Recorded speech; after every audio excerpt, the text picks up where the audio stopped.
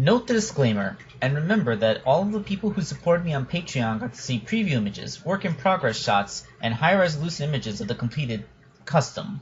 They also get free minifigures every time they donate $10. If you wish to join them, even the smallest donation does help. The link is in the description below.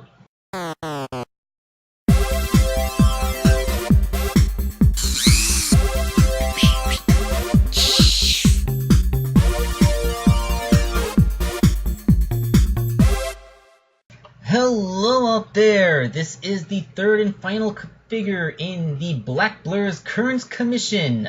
It is Luke the Hedgehog, who I'm assuming is his original character. I feel like I already made a Luke Hedgehog. That was Luke Vey. Although that looked different from this one. He was more black and silver based. This one's clearly a shadow based, so I'm pretty sure it's just a character with a similar name. Anyway, at first glance you would think that it is a simple shadow repaint, but he actually has a completely different spine pattern. He has an extra spine in the middle of his head, and all of his spines are simply shorter. So what I had to do was cut off shadow spines entirely, and then resculpt on new, smaller ones. Just like this. Given a repaint job with a this is a special shade of brownish gray. I mixed a little bit of brown paint, the same type that I used to make Princess Sally, into the gray paint, with just a hint of black to make it a tiny bit darker, to make this unique shade. And this is the flesh tone paint that actually looks a lot like the flesh tone of the Sonic arms, which I'll be using later. But of course you're going to see, we'll get to that. There's a little bit of sculpting on the rest of the body, like he has internal buckles as well as external buckles, and little thingies on the back of his gloves. Plus I had to sculpt on a new stomach patch. It's I don't know what you call this. It's like a circle with two bites taken out of it, one from the top and one from the bottom. I feel like that has a name, but I don't know what it is.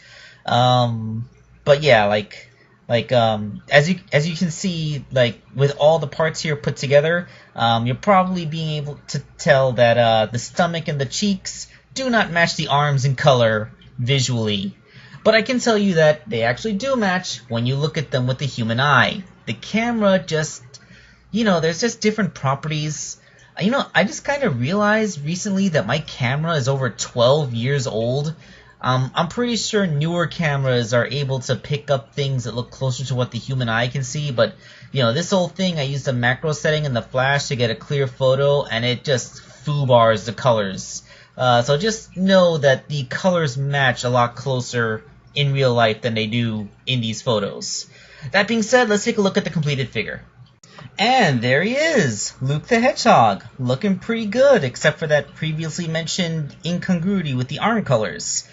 The thing is, I'm not a photographer. I'm not even a video maker. I have received absolutely no official training in taking pictures or editing or anything like that.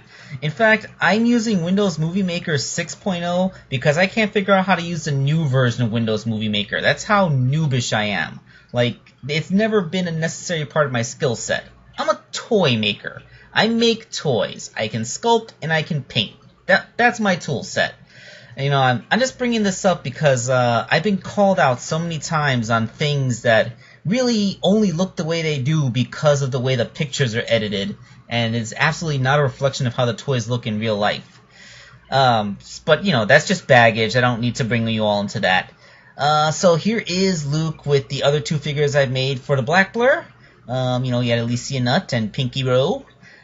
So yeah, there we go. That is the third and final part of this commission. Hopefully I'll impress you all with the next set of commissions that I do, and I will catch up with this massive backlog.